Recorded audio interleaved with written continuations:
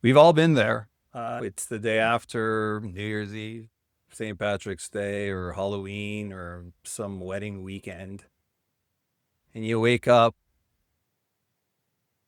looking at your phone, not remembering any of the texts that you might have or might not have sent the night before to who.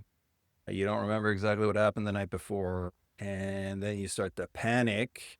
And in your anxiety, you start doom scrolling on TikTok or on Instagram, 10 signs that you're an alcoholic or 10 signs that you have a substance use or addiction problem. So recently there's been a massive uptick in self-diagnosis.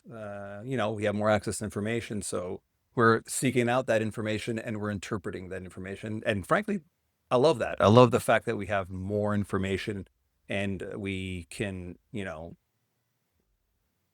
learn or know more about things.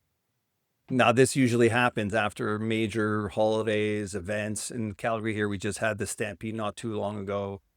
I would bet my life that a slew of people woke up from a haze of a drunken haze, a drunk and drug-induced haze of 10 days and, music festivals and so on. And you're like, do I have a problem? Maybe you do.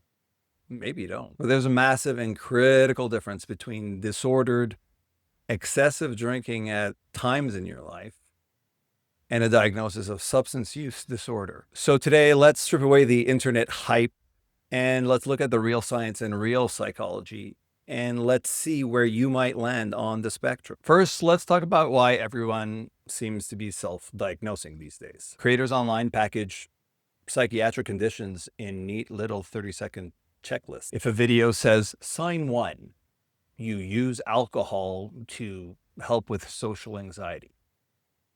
Well, if you ask anybody, about millions and millions and millions of people are going to raise their hand. But a symptom is not a diagnosis. And when you couple highly relatable content with the vulnerability of a massive hangover, well, then you get a wave of panic. But here's a reality check. Going hard during the holidays or binge drinking or drinking heavily while you're in college or during your mid-20s doesn't necessarily mean that you have a mental health disorder. It could solely mean that you're engaging in disordered drinking.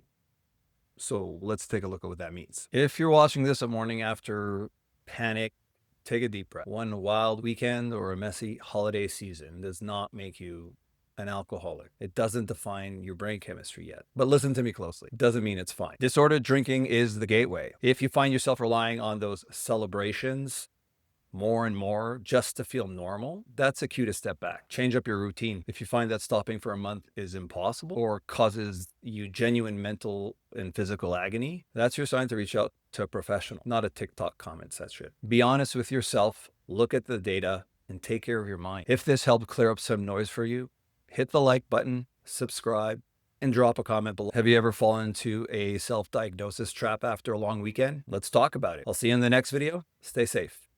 Peace.